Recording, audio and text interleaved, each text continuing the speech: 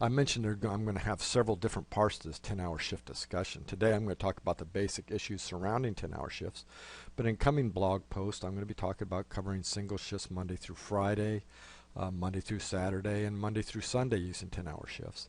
Then I'm going to have a presentation on two-shift operations using 10s that cover 5, 6, and 7 days. And then we'll talk about covering 24/7 with 10-hour shifts.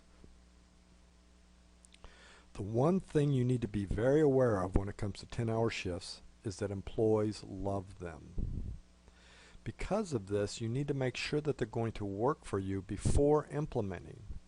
If you implement and you find out later that they're not working and you try to go back to an 8-hour schedule, you will get a lot of pushback from your employees. Why are 10s so popular? Well, let's look at the alternative. 12-hour shifts give people a lot of extra days off, but they're very, very long days. 8-hour shifts give you lots of time off every day, but because they're so short, you have to come to work a lot of days. 10-hour shifts are just right. They're not too long, plus you get an extra day off every week. It's kind of a mama bear, papa bear, baby bear situation. When you're looking at a 10-hour schedule, you're really looking at moving around where your workforce is going to be during the week. So the question you have to ask yourself is, can you move your workload to accommodate where your employees are going to be? And in this example, we're going to talk about giving up Friday.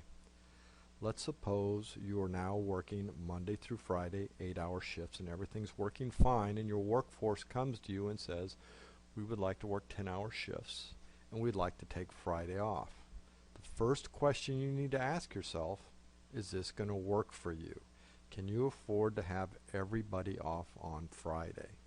There are some situations where, yes, you can get all the work done during the week during 4 days if people are working 10s. And there are other situations where the answer is no. We need to have somebody here every day of the week, so 10-hour shifts won't work if we give everybody Friday off. Suppose your workforce wants 10-hour shifts and you can't afford to have the place shut down every Friday.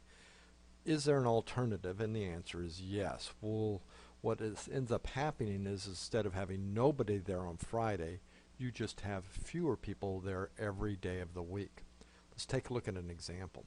Let's suppose you have a business where there are 5 people on Monday and they're all working 8-hour shifts, and they do this on Tuesday and Wednesday and Thursday and on Friday. So every day we have 5 people showing up for 8 hours, gives us a total of 40 hours of work being done that day.